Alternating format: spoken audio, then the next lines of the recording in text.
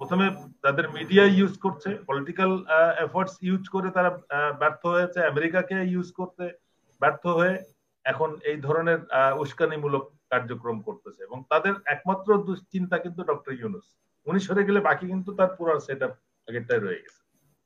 এটা আমাদের জন্য একটা দুর্ভাগ্য যে আমরা অগস্টের 5 তারিখের আগের অলমোস্ট সেম সেট আপ নিয়ে এখনো কাজ করতেছি।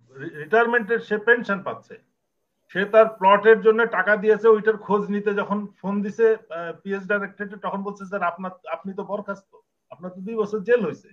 বলে কি জেল হয়েছে? তো চাকরি চলে যাওয়ার পরে, রিটায়ারমেন্টের পরে তাকে ধরে নিয়ে এসে তাকে জেল দিছে। এই ধরনের কার্যক্রম, মানে এই ধরনের ডকুমেন্টেশন, মানে চিন্তা করা যায় না যে এটা কোনো মানে একটা অর্গানাইজ ফোর্স। এখন সবাই বলতেছে যে আমরা নাকি সেনাবাহিনীর সুনাম ক্ষুণ্ণ করতেছি। এটা কি করে সম্ভব? সেম ডিজিএফআর ডিজিরও তার সাথে ডিফেন্স মিনিস্টার হিসেবে তার সাথে সাক্ষাৎ করার কথা, ব্রিফ দেওয়ার কথা। এখন তাদের যদি কোনো ক্ষোভ থাকে যে আমাদেরকে ডাকেন না উনি, বা আমরা ব্রিফ দিতে পারি না, এই জন্য আমরা এখন সব রিপোর্ট সেনাপ্রধানকে দেই, আলটিমেটলি এটা 2টা এন্টিটি হয়ে যাচ্ছে দেশের মধ্যে। এটা তো কোনোভাবে কাম্য না। এই যে সুযোগ নিচ্ছে ভারতীয় মিডিয়া। প্রথম কথাটা হচ্ছে 5 আগস্টের পরে সশস্ত্র বাহিনী বা সেনাবাহিনীর যে অবস্থান ছিল, যা জনগণকে বর্তমানে হতাশ করছে, সেটার উত্তর তো আমরা মনে হয় ভিক্টর তুর্কের বক্তব্য থেকে আমরা জেনে গিয়েছি যে কেন সশস্ত্র বাহিনী বা সেনাবাহিনী সেদিন হস্তক্ষেপ করে নাই বা টেক ওভারের চেষ্টা করে নাই, বা হাসিনা সরকারের বিরুদ্ধে অবস্থান নিয়েছিল। দ্বিতীয় হচ্ছে, এটা কিন্তু আমাদের আগেরই অ্যাসেসমেন্ট ছিল। আমরা যারা চাকরি করেছি তারা এই ধারণাতেই কিন্তু নিশ্চিত ছিলাম যে সেনাবাহিনী সশস্ত্র সদস্যরা, জুনিয়র অফিসার এবং সৈনিকরা, তারা জানে যে ইউএন এর ভেহিকেল নিয়ে এই হত্যাকাণ্ডে সেনাবাহিনী বেরিয়ে গিয়েছিল। হেলিকপ্টার ইউজ হয়েছে এবং লাইভ বুলেটস ইউজ হয়েছে এবং স্নাইপার রাইফেল ইউজ হয়েছে। এইগুলো সবই কিন্তু এই জাতিসংঘে উনি না বললেও কিন্তু এটা একটা পয়েন্ট ছিল। সবাই বুঝেছিল যে এই কার্যক্রমটা কারণে জাতিসংঘে এই নিয়োগটা এফেক্টেড হতে পারে। সশস্ত্র বাহিনী এই জন্য সতর্ক ছিল। তারা আর একটা বিষয় জানে যে সেনাবাহিনীর সিনিয়র সার্কেলের বিভিন্ন রকম এখন সোর্স অফ ইনকাম আছে, তাদের মিশনে যাওয়ার প্রয়োজন নেই। কিন্তু একটা সৈনিক বা একটা ইয়াং অফিসার চাকরি করে, সে কতদূর উপরে উঠতে পারবে সে জানে না। সে কিন্তু আশা করে যে আমার চাকরি জীবনে 1টা বা 2টা মিশন করবে। একটা সৈনিক স্বপ্ন দেখে যে আমি চাকরি জীবনে মিশন করব। এটা যদি এফেক্টেড হয় তখন কিন্তু পুরো সমস্ত সেনাবাহিনী কিন্তু এটাকে অপছন্দ করবে। সেটা ছিল মূল কারণ, যেটা গ্রাউন্ডে যখন সশস্ত্র বাহিনী এই কার্যক্রমের বিরোধিতা শুরু করেছে, ইয়াং অফিসাররা যখন রেজিস্ট করছে, তখন কমান্ড লেভেলের সিদ্ধান্তটা এসেছে যে হাসিনাকে চলে যেতে হবে। বাট আমি মনে করি চলে যেতে দেওয়াটা অবশ্যই ঠিক হয় নাই। এই সেফ প্যাসেজ কে সিদ্ধান্ত দিয়েছে? জনগণ সিদ্ধান্ত দেয় নাই। তখন আন্দোলনকারীরাও বলে নাই সে চলে যাবে, সেনাবাহিনীর একক সিদ্ধান্ত ছিল। এবং সেটা হয়েছিল বিকজ উনি ব্যক্তিগতভাবে পরিবারের সদস্য, নিজ দায়িত্বে কিন্তু এটা করেছেন। এবং ওনার বক্তব্যে উনি যেটা বলেছিলেন ওটাকেও আমরা কনসার্ন হয়ে নোট করেছি, যে উনি জানতেন না যে শেখ হাসিনা চলে যাবে। বাস্তবে এটা কথাটা সঠিক না। ওনার প্রথম বক্তব্যে ওনার এই ধরনের একটা কথা বলেছিলেন, বাট এটা পরিকল্পিতভাবে তাকে সেফ এক্সিট দেওয়া হয়েছে। বাট আমি মনে করি যে ওনাকে সহ এবং বাকি সবাইকে বিচারের আওতায়। জেনারেল এরশাদ তো বোল্ডলি সারেন্ডার করে জেলখানায় চলে গিয়েছে। বেগম জিয়া, তাকে অ্যারেস্ট করা হয়েছে, সাহসের সাথে উনি কারাবরণ করেছেন। অপরাধ করছেন কি করেন নাই সেটা পরের কথা, অবিচার করা হয়েছে কি নাই বিচার করা হয়েছে সেটা বিষয় না, but they accepted that. But উনি কেন, শেখ হাসিনা কেন এটা করলো না? তাকে কেন পালিয়ে যেতে হলো সদল বলে? এটা তো প্রশ্ন রয়ে গেছে। তো সুতরাং এখন ওইখানে বসে নিজেরা তাদের টাকা পয়সা ইউজ করতেছে ভারতকে, যে আমি তো অনেক কিছু দিয়েছি, সারা জীবনে ভুলতে পারবে না ভারত। এখন ওইখানে হয়তো উনি দাবি করতেছেন যে আমি তো যা দেওয়ার দিয়েছিলাম, এখন আবার যদি তোমরা চাও তাহলে আমাকে আবার ফেরত দেওয়ার ব্যবস্থা করো। সেই ইচ্ছা থেকেই হয়তো ভারত প্রথমে তাদের মিডিয়া ইউজ করছে, পলিটিক্যাল এফোর্টস ইউজ করে তারা ব্যর্থ হয়েছে, আমেরিকাকে ইউজ করতে ব্যর্থ হয়ে এখন এই ধরনের উস্কানিমূলক কার্যক্রম করতেছে। এবং তাদের একমাত্র দুশ্চিন্তা কিন্তু ডক্টর ইউনূস, উনি সরে গেলে বাকি কিন্তু তার পুরো সেট আপ আগেরটাই রয়ে গেছে। এটা আমাদের জন্য একটা দুর্ভাগ্য যে আমরা অগস্টের 5 তারিখের আগের অলমোস্ট সেম সেট আপ নিয়ে এখনো কাজ করতেছি। বিশেষ করে সেনাবাহিনীতে তো অবশ্যই করছি। আমি কেন বললাম এটা, আমার ক্ষোভের কারণ হচ্ছে গত 2 দিন আগে একটা ইফতার পার্টি হয়েছে যেখানে শহীদ পরিবারকে, বিডিআর এর শহীদ পরিবারকে প্রথমবারের মতো দাওয়াত একটা দেওয়া হয়েছে সেনাবাহিনীর পক্ষ থেকে। এটা একটা বিশেষ দিক, বাট সেখানেও চুজ করা হয়েছে কাকে দেওয়া হবে কাকে দেওয়া হবে না। গুম খুনের যারা শিকারে ছিলেন তাদেরকেও দাওয়াত দেওয়া হয়েছে, বাট সেখানেও নিয়োগ সিলেক্ট করা হয়েছে কাকে দেওয়া হবে কাকে দেওয়া হবে না। আমি নামগুলো বললে কর্নেল হাসিনের নাম আসবে, অ্যাম্বাসাডার মারুফুজ্জামানের নাম আসবে, ক্যাপ্টেন মারুফুজ্জামান, তাদেরকে কিন্তু দাওয়াত দেওয়া হয় না। তাদেরকে যদি আমরা ওই অনুষ্ঠানে দেখতাম তাহলে বলতাম যে সেনাবাহিনীতে পরিবর্তন এসেছে। পরিবর্তন ওইটুকু যে শহীদ পরিবারকে দাওয়াত দেওয়া হয়েছে যারা তাদের কথা মতো চুপ করে থাকে, কোনো কথা বলে না, বা সেনাবাহিনী মানে শহীদ পরিবারের সবাইকে দাওয়াত দেওয়া হয়েছে কিনা? দাওয়াত হয় নাই, দাওয়াত দেওয়া হয় নাই, মানে পছন্দ করে এই পক্ষপাতিত্ব। ইভেন এই 21শে নভেম্বর, এই সরকার পতনের পর 21শে নভেম্বরও তো মানে নাম দেখে দেখে সিলেক্ট করে দাওয়াত দেওয়া হয় নাই, তার মধ্যে আমিও একজন। মানে এটা তো একটা স্পর্ধা বলতে হবে, আমাকে বলতে হবে যে কেন আমাকে দাওয়াত দেওয়া হয়নি। বাট এই জিনিসটা সেনাবাহিনীতে চেঞ্জ হয় না সত্যিকার অর্থে, মানে এটা সত্যিকার অর্থে দুঃখের বিষয়। এবং মানে আরেকটা বিষয় যে 8 মাস হয়ে গেছে, নিশ্চিত প্রমাণিত যে সমস্ত কাহিনী, তাপস হত্যা মামলার 5 জন, কর্নেল হাসিন চাকরিরত অবস্থায় যাকে গুম করে বরখাস্ত করা হয়েছে একটা ক্যাঙ্গারু কোর্টের মাধ্যমে, কোর্ট মার্শালের নামে পেপার ওয়ার্ক করে যাকে করে, আজ পর্যন্ত তার র্যাঙ্ক সে ফেরত পায় নাই। এই 5 জনের কোনো সিদ্ধান্ত হয় না। মানে কি কি কারবার চলতেছে এটা জনগণ পাবলিক জানে না তো। কর্নেল হাসিন বলতেছে যে তার বীর প্রতীক পেপার ডকুমেন্টস নাকি সেনাবাহিনীর ডকুমেন্ট ইয়েতে নাই, ফাইলে নাই। সে বীর প্রতীক লিখতেছে তো দীর্ঘদিন ধরে, তার নাকি ডকুমেন্টে এখন বীর প্রতীক খুঁজে পাওয়া যাচ্ছে না। আরেকটা দুইবার বীর প্রতীক পাইছেন, উনি স্যার তো 2বার বীর প্রতীক পেয়েছেন। যে পুলিশ মেডেল আছে, তার বিজিবি মেডেল আছে, সবই আছে, প্রেসিডেন্ট পিপিএম আছে, এবং বিজিবির মেডেলটা সে তো আজকে 58 নম্বর শহীদ হতো যদি তার, সে পোস্টিং রয়েছে ময়মনসিং, তার চিঠি চলে গেছে চিটাগং, তাহলে তো সে 25 তারিখে বিডিআর পিলখানায় থাকার কথা, তার বরখাস্তের ইয়ে পাওয়া যাচ্ছে না।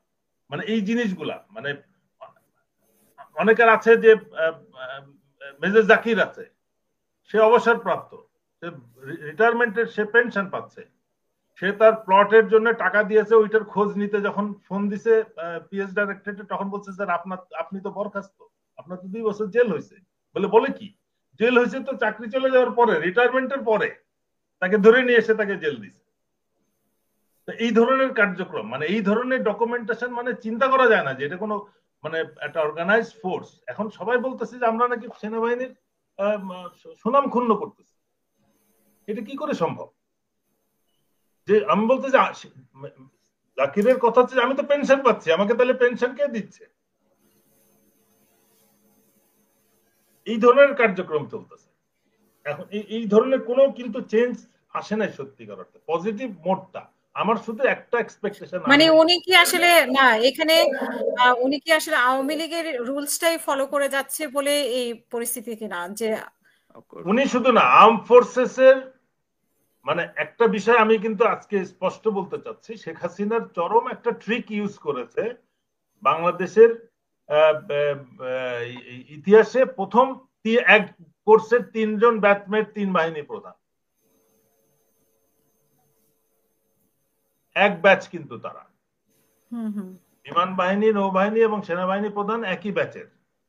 তারা বাংলাদেশ মিলিটারি একাডেমিতে এক টার্ম একসাথে করে, 3 বাহিনী একসাথে করে, তারপরে যার যার সার্ভিস একাডেমিতে চলে যায়। এরা 3 জন হচ্ছে ব্যাচমেট। এটা যেরকম শেখ হাসিনার জন্য এখন ছাপে বর হচ্ছে, কিন্তু ওই দিন তারা সম্মিলিতভাবে তাদের নিজেদের স্বার্থে, নিজেদের ভবিষ্যতের কথা চিন্তা করে তারা শেখ হাসিনাকে সাপোর্ট দেয়। ওই সময় যদি 3 বাহিনী প্রধান 3 জন হতো, 3 কোর্সের হতো, তাহলে হয়তো ওই ঐকমত্যটা তারা করতে পারতো না। এখন আবার তারা জোট হয়ে আস্তে আস্তে রিঅর্গানাইজ করছে, তারা আবার স্ট্রেংথ গেইন করার চেষ্টা করতেছে এগেইনস্ট দি এস্টাবলিশমেন্ট, মানে একটা পজিশন নিচ্ছে যেটা, এবং যার পরিপ্রেক্ষিতে আমি মনে করি কর্নেল মুস্তাফিজ রাইটই বলেছেন, ইউএন এর সাথে আর্মি যোগাযোগ করতে পারে UN peace keeping mission related communication. এই সংক্রান্ত কমিউনিকেশন হয়। যখন একটা ইউএনের একটা রিকুইজিশন আসে তখন it comes to Bangladesh government, it doesn't come to Bangladesh army. Government okay করলে তখন আর্মিকে যখন দেওয়া হয়, দেন অনওয়ার্ড আর্মি লিয়াজ ওটা করে, দেন অনওয়ার্ড যে কমিউনিকেশনটা এস্টাবলিশ হয়, এটা তো আর এই ইউএন এর হিউম্যান রাইটস রিপোর্টের জন্য প্রযোজ্য না। কেউ যদি বলে যে ওই কারণে ওই সেল হ্যান ত্যান, that cell in army UN headquarter is in DPKO, Department of Peacekeeping Operation.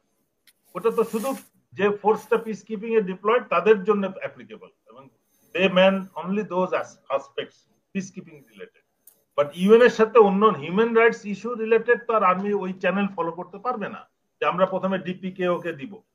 আর বিষয়টা হচ্ছে যে এটা একটা ইউএন এর ইন্ডিপেন্ডেন্ট একটা ইনভেস্টিগেশন রিপোর্ট, তা সেটার জন্য যেটা প্রয়োজন ছিল আর্মি এটাকে রিপ্রেজেন্ট করার আগে তারা কি নিজস্ব লেভেলে একটা থরো ইনভেস্টিগেশন করছে, সেটার কোনো রিপোর্ট প্রকাশ করছে যে হ্যাঁ আমরা একটা ব্যাপক ইনভেস্টিগেশন করছি and we beg to differ with the decision of the UN human rights report?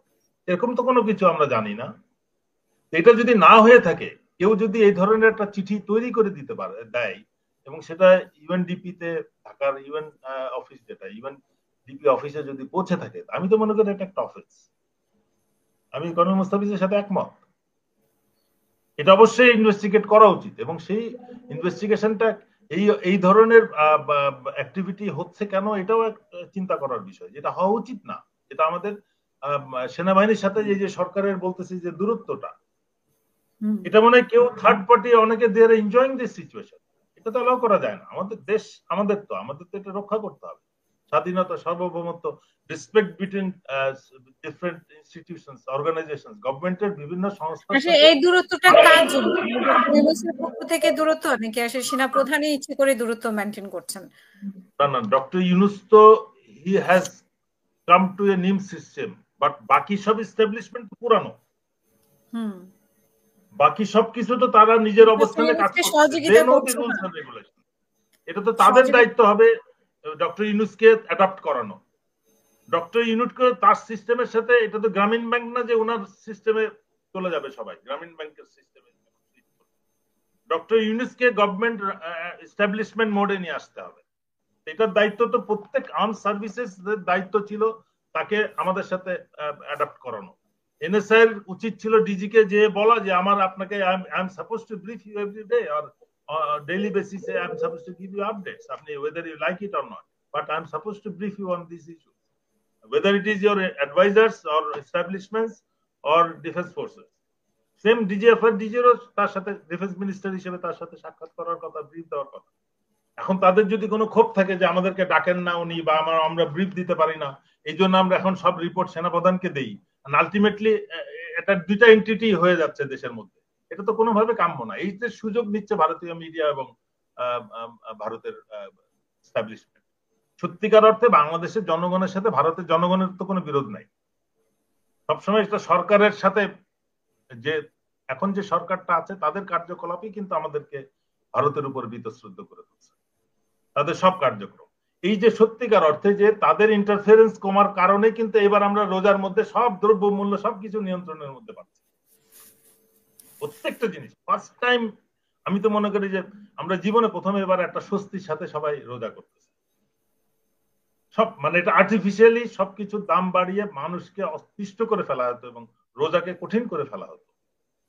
তো মানুষ তো অ্যাটলিস্ট এই পরিবর্তনটা অত্যন্ত সন্তুষ্টির সাথে গ্রহণ করতেছে যে অ্যাটলিস্ট আমরা শান্তিতে কাজ করতে পারছি। কিন্তু তার মধ্যেও ওই যে শাহবাগে যে লাকি নাচ গান শুরু করেছে, এগুলোকে কঠোর হস্তে দমন করতে হবে। এখন এই অ্যাটিটিউড কনসার্ন হোম মিনিস্ট্রি দেখাচ্ছে কিনা সেটা একটা প্রশ্ন, কেন দেখাচ্ছে না সেটাও আর একটা প্রশ্ন। এগুলোকে তো কঠোর হস্তে দমন করা উচিত, রোজার মধ্যে এগুলো চলবে না।